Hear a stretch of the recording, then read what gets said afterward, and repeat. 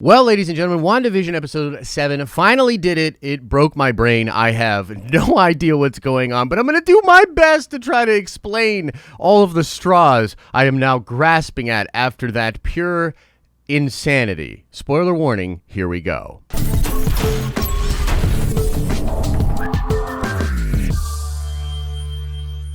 What's up, everybody? It's Josh. Welcome back to the channel. Smash that like button, and a reminder, a large part of what the Den of Nerds is doing is happening over on our live streaming channel. Now, I must say, spoiler warning for WandaVision episode 7. We're going to get into all the juicy details from this episode, and we do get some massive reveals, some massive things explained to us, but just like every other episode of WandaVision, there are a ton of unanswered questions and even new questions introduced. And frankly, I think this is the episode where the weirdness has hit a crescendo level, where people are just losing their theories left and right as things seem to contradict themselves, as reveals seem to be not what we thought they were, etc., etc. Basically, WandaVision right now is pure, unadulterated chaos, which is perfect for the WandaVision character and horrible for people that are trying to dissect the show to make content like this. So the show begins with Wanda Morning, remembering what she did the night before. Vision is not beside her. This has the whole Modern Family motif. This was in a promo that aired before the episode, so we kind of got a vibe for this.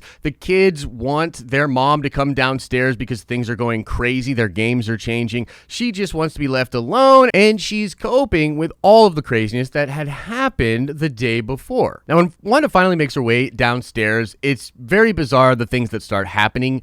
The items in the house start changing. Some of them are going to past versions that we've already seen in the show. Some things are just changing into items we've never seen before. Now, she grabs out a thing of milk, which gets transformed into a carton instead of a jar. And on that carton is a missing children sort of thing. It looks as though there's a missing persons thing on the milk carton, and it looks to be a child. This, to me, really stuck out and hints at what could be happening in Westview with the children. Not only Wanda's children, but all the other children that we do see again in this episode crossing the street with some kind of counselor, school counselor or something, in order to prevent Vision and Darcy from getting to Wanda. Now, we also get into some stuff with Hayward and Sword. This is the only time we see Hayward in the episode. It's a very quick scene, but we get to see the scope of the hex, and we get to realize that they are 8 miles out from where the original hex was, and so the hex, whatever it was in Westview, has expanded in all directions, seemingly 8 miles out, which is pretty freaking crazy. There's discussion of the broadcast being out. Hayward tells his second in command to prep the team and says that they launch today. Now, we launch today is very interesting. It's like, what does that mean exactly? Because I don't know. Are they launching some kind of weapon? Are they launching something into the hex to try to get rid of her? Or maybe he's a Skrull and he's literally like, yo, this lady, we got to get the F out of here. We're launching and we are leaving Earth. This place is bad news bears. Now, back with Wanda, she is getting really nihilistic. She's confronting her children, talking about what's going on, and she literally says that she's beginning to think that nothing matters. That's super dark. Now, Agnes pops up to save the day once again, and it's such a weird scene because Wanda says her name before she even enters. She flips the door open without saying anything, and of course there is sort of the veneer of the WandaVision sort of Modern Family-esque thing that is going on in this show, you know, with things like Agnes looking at the camera nervously to make us feel like, oh crap, like Wanda is really going through it right now. So there's stuff happening at that level, but I did tell everybody to keep an eye out because there were leaks and rumors that Agnes was going to take the children in this episode. And I told everybody, if that happens, don't be surprised if it is Agnes that offers to take the children, if she is the one that initiates that. And, you know, not to jump too far ahead, but we find out later that she was, of course, somebody initiating almost all of the things going on in Westview, some things seemingly to cause Wanda to go crazier and crazier. So Agnes takes the kids, Wanda's just chilling, but a lot of things are changing. She's losing control, and in a lot of her interviews, you know, with the camera or with us, she is talking about how she doesn't know what's happening, she's losing control, she doesn't know why she can't fix it, and then there's a voice from behind the camera that asks her if they think, or if she thinks she deserves this. Then there's this weird sort of fourth wall breaking moment. It's, you know, par for the course with WandaVision, but certainly a very crazy sequence of events, all meant to display, I think, that Wanda is very clearly going crazy. And you could almost say, like, given the fact that Agnes is controlling everything, Agnes is trying to get her to go crazy. But maybe not. It's also possible Wanda going crazy is an unforeseen, like, outcome that none of the witches, Agatha or, maybe Dottie or whoever, none of them saw that coming or desired that. That's possible as well. Now, we next catch up with Monica and Wu, and they are talking about how Darcy did break through into Hayward's hard drive. They discover something called Project Cataract, talking about how all of these things are seemingly combined into one operation that Hayward was involved with. And a lot of fans were like, okay, this is crazy. They're talking about Ultron. They're talking about recreating Ultron. This was something that fans were speculating about for weeks and weeks and weeks now, that Hayward is probably a nefarious force, likely trying to recreate Vision or to take Vision and recreate Ultron or something to that effect. Now, it is hinted at in this episode that Hayward was not able to bring Vision back to life at all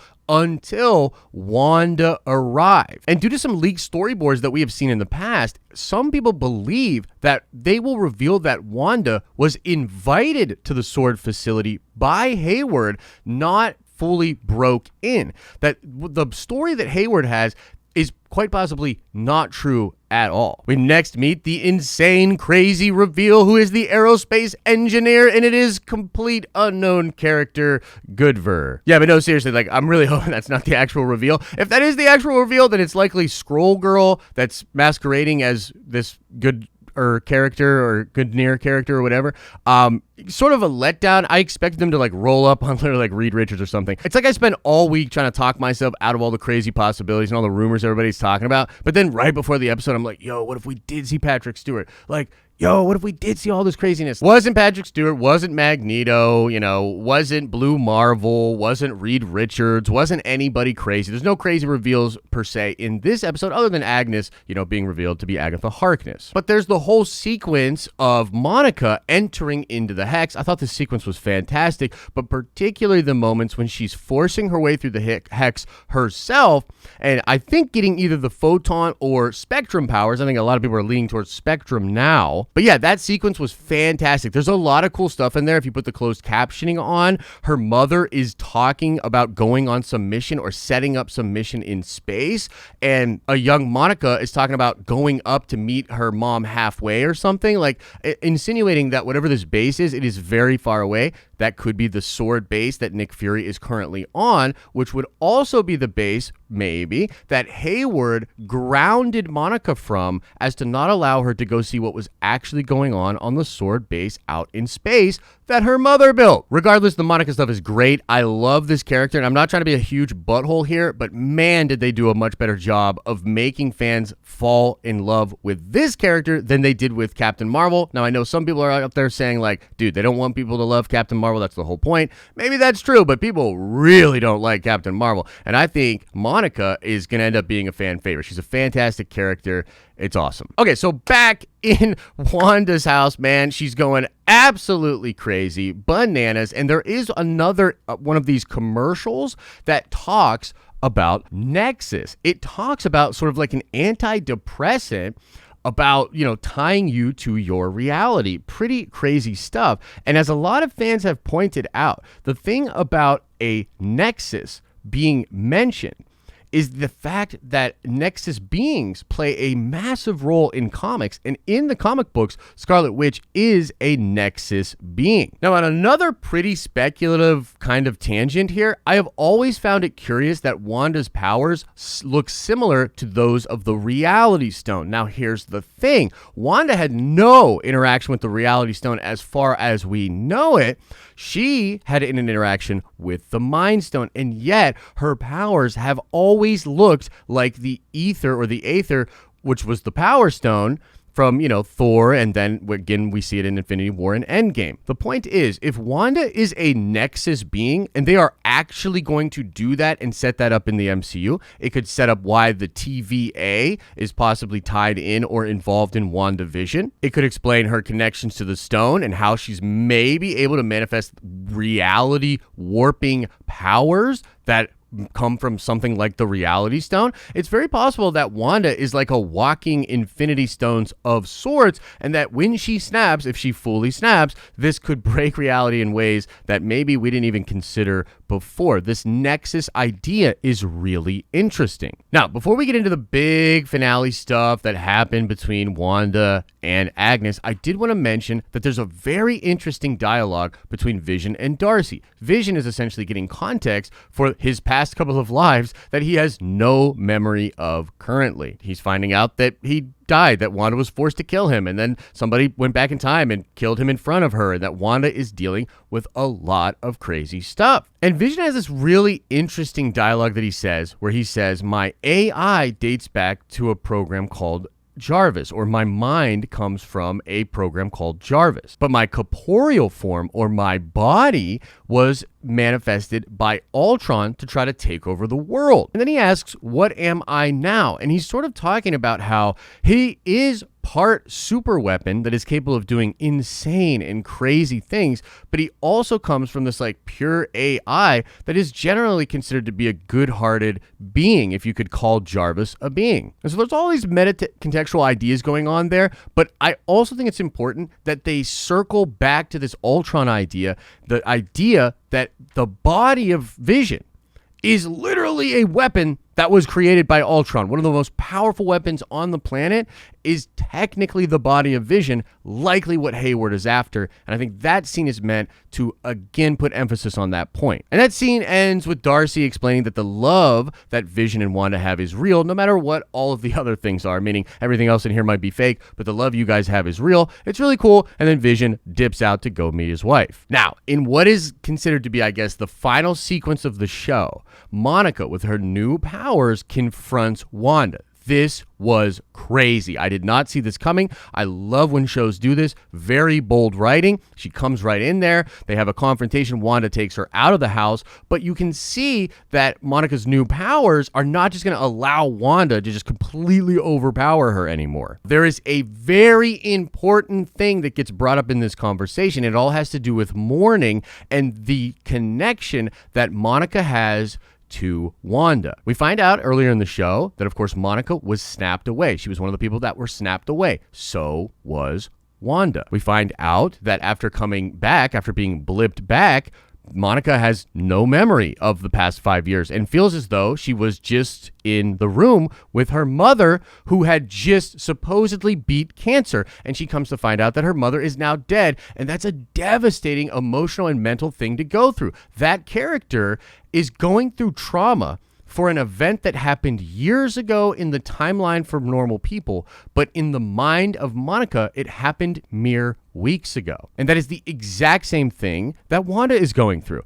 Wanda gets snapped away, and when she returns to reality, the last thing she remembers is watching Vision die, and then before that, having to kill Vision herself. And again, even though that happened 5 years ago, in the mind of Wanda, that literally just happened weeks ago. And it is through that connection that Monica begins to get through to Wanda. Now, this is where it gets crazy, because Agnes, of course, notices this from inside the house, like the classic nosy neighbor that she is, and she comes out and shuts that down, because interestingly enough, that was probably the one way that they were going to be able to get to Wanda. It proves that Monica was correct and that she maybe could have gotten through to her, and Agnes shuts that down. Okay, so let's talk about this final sequence. After the confrontation between Wanda and Monica, Agnes, of course, comes in, interrupts it, and then brings Wanda into her house. Wanda's in there just kind of going over the events that just happened, obviously befuddled, and then she looks around, notices that the stuff from the twins is there, the sandwiches, the drinks, and the television show for kids. She asks Agnes about the kids. Agnes says they're probably playing in the basement. Super creepy things ensue as Wanda goes over to the creakiest door I have ever flipping heard and goes down into the basement looking for the twins. She finds herself in a stone corridor which opens up into an opened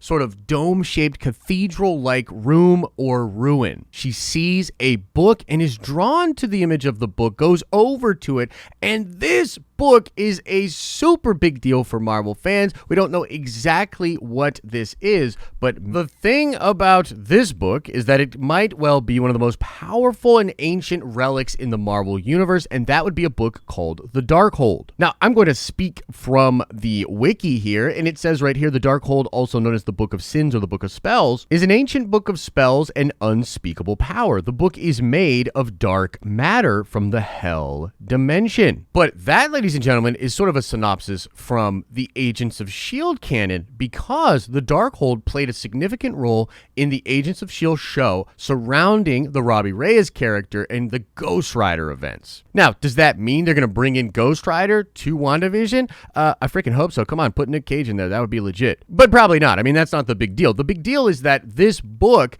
its power is likely involved in creating the events of WandaVision. Now, I personally think it's really interesting that there's a red light or red glow, and if you put the sort of closed captioning on or even the audio descriptive on, it makes very careful to note that there's red energy emanating off it, which I think is really interesting. So Agatha comes in there, admits that she is Agatha Harkness, and then we go through this really crazy sequence where we find out that, yes, Agatha shows up in the Hex, presumably episode 1. That's when she has that little fern and she comes right in and she is controlling things. She is manipulating things and likely drove Wanda to the edge. But there's some really weird stuff in the song that's happening in this sequence. So go back and watch it again because, yes, it is crazy and hilarious. And somehow they made us laugh at the idea of her killing a dog. What do you mean not everybody laughed at that? You think people are going to be mad at me now? But there's lines in the song about how there's no going back now that everything's broken, that Wanda's like absolutely crazy. And this is a theme that is repeated throughout the show. But just listen to those lyrics, man. They don't paint a pretty picture for what's going to happen moving forward with Wanda. And Agatha is clearly using magic and is able to manipulate the mind of Wanda. We see that take place down in the basement. It's pretty freaking crazy. And then there's actually a post-credit scene where Monica comes back, cracks open the cellar doors, sees the vines and the purple magic-y energy of Agnes and is about to go down there, and then Pietro confronts her. And so what exactly is going on? Who knows for sure? But now let me just kind of pontificate and get into the speculation about this Agnes situation. Agnes being Agatha Harkness is one of the worst kept secrets on the internet. This was talked about by scoopers and insiders and reporters for months and months and months. It was pretty obvious that was going down, and there's even some leaked images and some footage that indicates other witches will be shown in the show as well, presumably in some kind of a coven. Some people believe that Dottie will end up being Clea. There are even people that believe that Doctor Strange is Mr. Scratchy, that somehow the witches have turned the Sorcerer Supreme into a rabbit, and that rabbit is being held by her or something to that degree. Now, I'm going to be real, I don't necessarily believe that. I think Strange is going to show up at the end of the show because all this craziness is going on and he was somehow aware or made aware of it just by being the Sorcerer Supreme. But if that is the Darkhold and there is some kind of a deal or arrangement or crazy power going on, there's multiple implications for this. Number one, it indicates that Wanda may not be completely responsible for what is going on in Westview, because look, it's obvious that Agatha Harkness is manipulating her, okay? So your mileage may vary on how much you personally blame Wanda, but there's at least some nuance there. Maybe she's not fully going to be a villain, although she does literally say that in the episode. Maybe I already am the villain. This could also indicate and tie Agatha to other crazy powerful beings. Perhaps she made some kind of a deal with the devil himself, Mephisto. Or maybe she made a deal with Nightmare or Shuma Gorath or some other crazy occultic thing, because the book is definitely important. And I think the relic that is the Darkhold is a way to explain to super sweaty comic book nerds how a character like Agatha Harkness could ever manipulate Wanda. And, you know, this is something that Godfather pointed out on our watch party, or rather the stream we did for the spoilers breakdown and reaction after episode 7. And he said, you know, the thing is, Obviously, Wanda is the most powerful, but she doesn't have much training. She lacks training in her abilities, and someone like Agatha could be centuries old, thousands of years old, and knows a lot about magic, and using a powerful relic like the Darkhold, she could then be able to manipulate Wanda. And so we are set up for our epic final 2 episodes, confrontation going down. Vision is on his way. Pietro is confronting Monica. Agnes and Wanda are down there. Who knows what is going on with the children? It's going to be an absolute crazy situation. And then again, Doctor Strange is supposed to show up. So whatever's going on with that, crazy bizarro stuff. For me, I am most focused on and most interested in whether or not there's someone controlling Agatha Harkness. What exactly is going on with the twins? Why does she want the twins so badly? Where are they? What is going on with that? And then, of course, what's going on with Wanda? Is she going to be able to break free of this? Is it going to be Wanda and other people versus the witches? How's that going to play out? And what's going to happen with Vision? Is Hayward going to get that, or is Vision going to have to sacrifice himself because he understands he shouldn't be alive? That's going to be pretty crazy if that indeed happens. So holy cow, that's the craziest breakdown video I think we've ever done. Again, shout out to Elisa for making sense of this bizarre, rambling thought vomit that just happened for me with regard to this episode, but it's just way too crazy, dude. This is dense. There's so much going on in the episode, and I'm sure we missed stuff. So let us know your thoughts about the episode, theories you may have, and yeah, just share your general hype for the show down in the comment section below. As I always say, I hope you're having an awesome and a nerdy day, and I'll see you in the next video.